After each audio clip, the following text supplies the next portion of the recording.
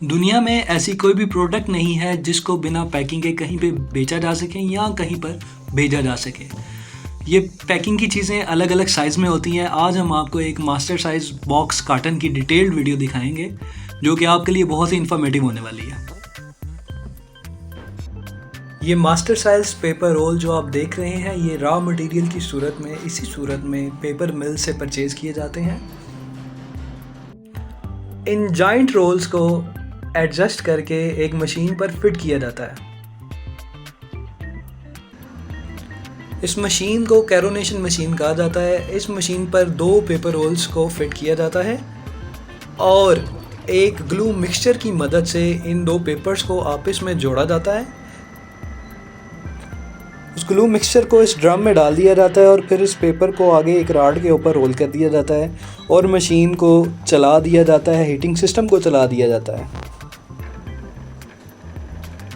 Papers को adjust करने के बाद एक खास दर्जा हरारत पर, खास हीट पर इन पेपर्स को मशीन में से गुजारा जाता है। ये देखें, ये 3 जगह पे इस पेपर को हीट जाएगी, अपर, लोअर एंड बैक साइड।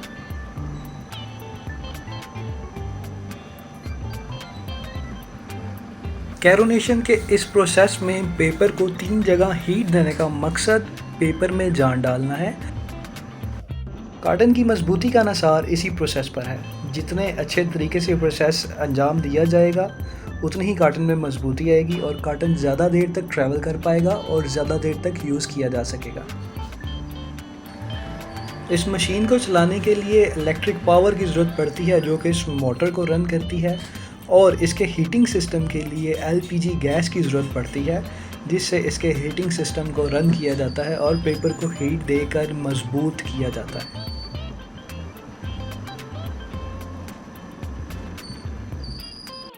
एक ख़ास लेंथ तक पेपर प्रोसेस होने के बाद ये पेपर एक रोल बन जाता है जिसको ये वर्कर मशीन रोक कर उतार कर साइड पर रख देते हैं।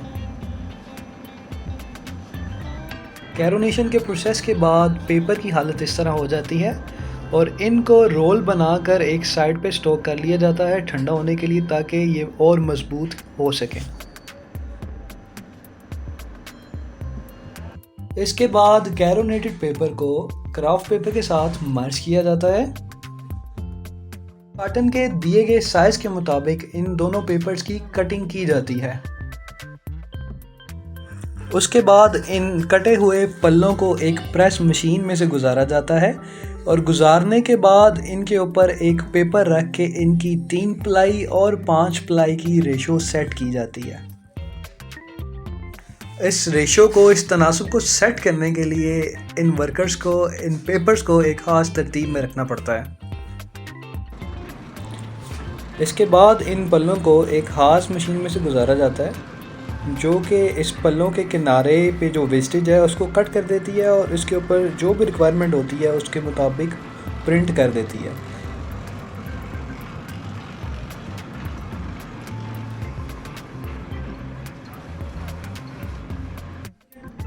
नेक्स्ट स्टेप में इन पल्लों को एक ऐसी मशीन में से गुजारा जाता है जो कि मोल्ड करती है। इसको मोल्ड से मुराद इसमें कट डालती है जिसकी वजह से इसके एंगल्स बन जाते हैं और उसी एंगल्स पे इन कार्टन को फोल्ड किया जा सकता है। मशीन की एक साइड से इन पल्लों को एक वर्कर मशीन की तरफ धकेलता है और ये पल्ले मशीन में से रोल आउट होकर दूसरी तरफ जाते हैं, और जबकि दूसरी तरफ से दूसरा वर्कर उन पल्लों को पकड़कर ज़मीन पे तरतीब के साथ रख देता है।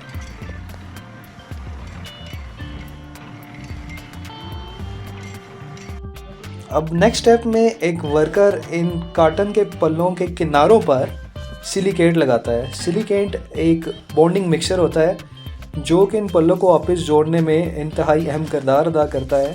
ये दो पल्लों को आपस में जोड़ने की वजह ये है कि कार्टन के ये दो पल्ले अलग अलग तैयार करके इनको एक कार्टन की सूरत में ढाला जाता है। सिलिकेट लगाकर इन पल्लों को भी एक ख़ास तरतीब में रख कर जोड़ा जाता है ताकि ये मुकम्मल कार्टन की सूरत तैयार कर सकें।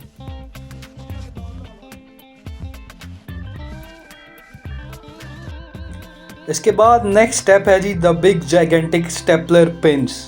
जी हाँ, इन कार्टन्स के पल्लों को या इन कार्टन को और मजबूत करने के लिए इसमें पिन्स इंस्टॉल की जाती हैं, पिनें लगाई जाती हैं एक बड़े जाइगेंटिक स्टेपलर की मदद से। इस मशीन को चलाने के लिए इलेक्ट्रिक पावर की ज़रूरत होती है और ये बिल्कुल सेम उसी तरह ही काम करती है जिस तरह स्टेपलर काम करता है।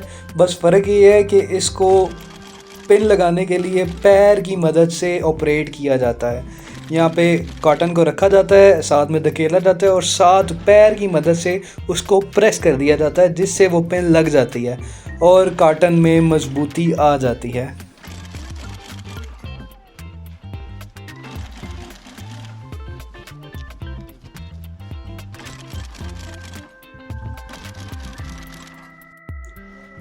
इन तमाम स्टेप में से होकर आखिरकार कॉटन आपके सामने आपकी खिदमत में हाजिर है, तैयारशुदा। इस तरह से इसकी फ़िटिंग कर ली जाती है और ये कॉटन बिल्कुल तैयार हो जाता है। आई होप कि आपको ये वीडियो पसंद आई होगी। चैनल को लाइक कीजिएगा, शेयर कीजिएगा और सब्सक्राइब कीजिएगा। साथ में बेल आइकन को ज़रूर दबाइएगा।